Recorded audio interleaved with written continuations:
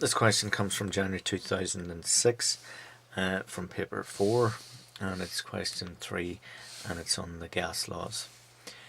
We start off with the equation PV over T is equal to a constant, and it's often used in calculus an ideal gas, but for any given set of values PV and T, state the factor which controls the magnitude of the constant. Well, the magnitude of the constant here is controlled by the number of moles of gas, or that could be the mass of gas present. So the number of moles. That equation can be written as PV equals nRT. So P over T equals N times R. R is a constant, N is the number of moles. So it's the number of moles of gas that we could use. Show that the unit of the constant in equation 3.1 is joules per Kelvin. So we've got PV over T, and therefore P, first of all, is equal to the force divided by the area. So the force is equal to newtons,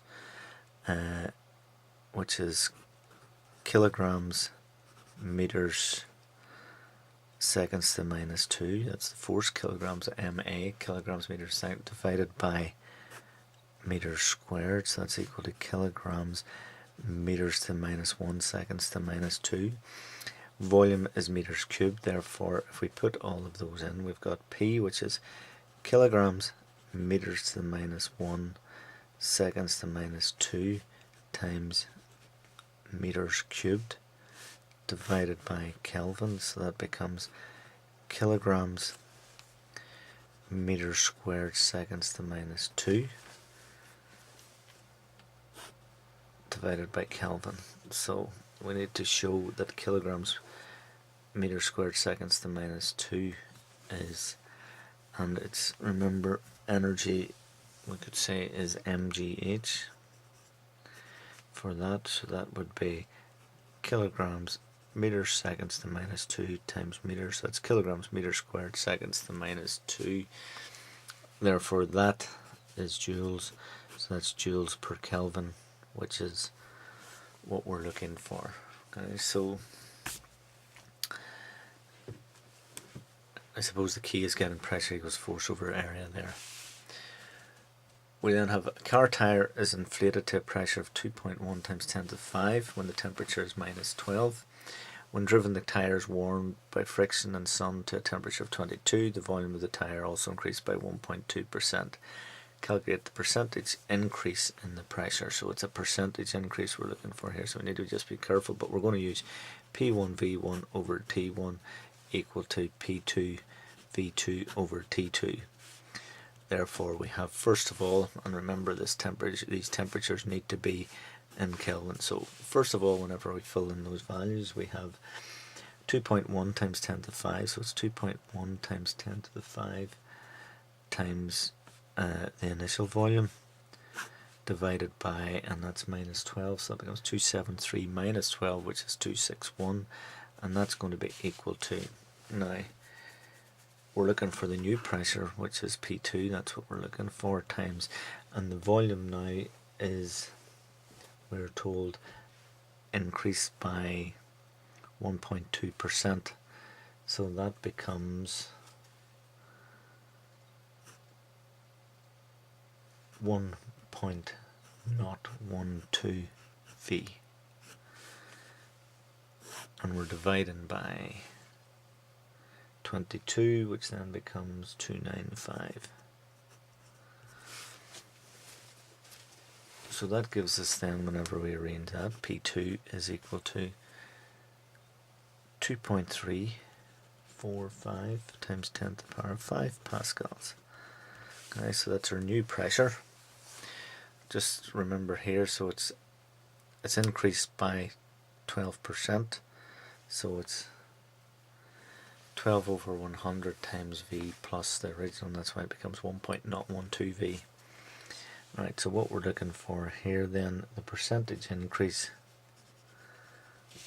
Okay, so the percentage increase in pressure has got to be 2.345 times 10 to the power of 5 minus 2.1 times 10 to the power of 5 divided by 2.1 times 10 to the power 5 times 100.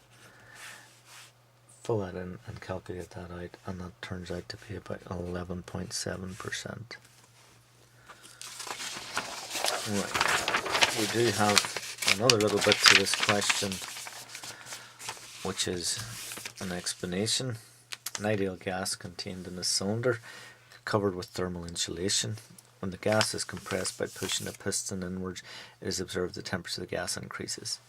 Making reference to the principle of conservation of energy, use continuous prose to explain this observation. So, well, first of all, the fact that there's a thermal insulation means, okay, so that the thermal insulation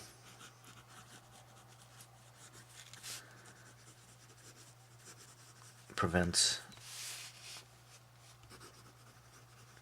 heat loss by conduction.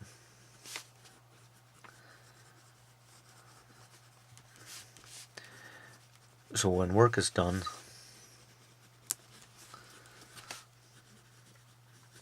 compressing the gas,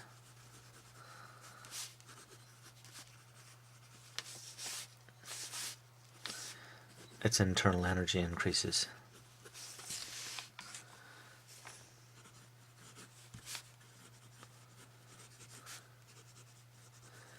Okay, so because we can't lose heat, then the internal energy increases.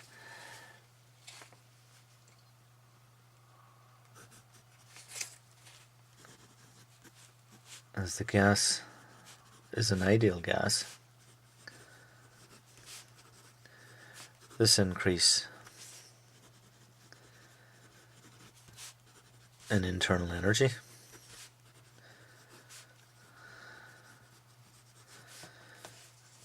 corresponds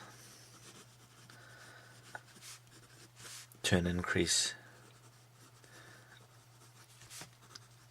in kinetic energy of the atoms, which means that the temperature increases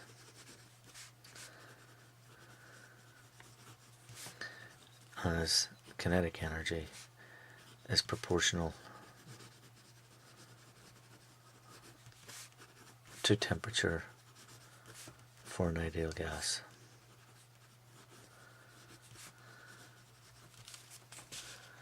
Okay, so the thermal insulation prevents heat loss by conduction, so whenever the work is done compressing the gas, its internal energy increases. As the gas is an ideal gas, this increases its temperature because internal energy is proportional to the kinetic energy of the atoms. Okay, so it's an ideal gas, therefore it only has kinetic energy, and that means then the temperature increases because kinetic energy is proportional to temperature.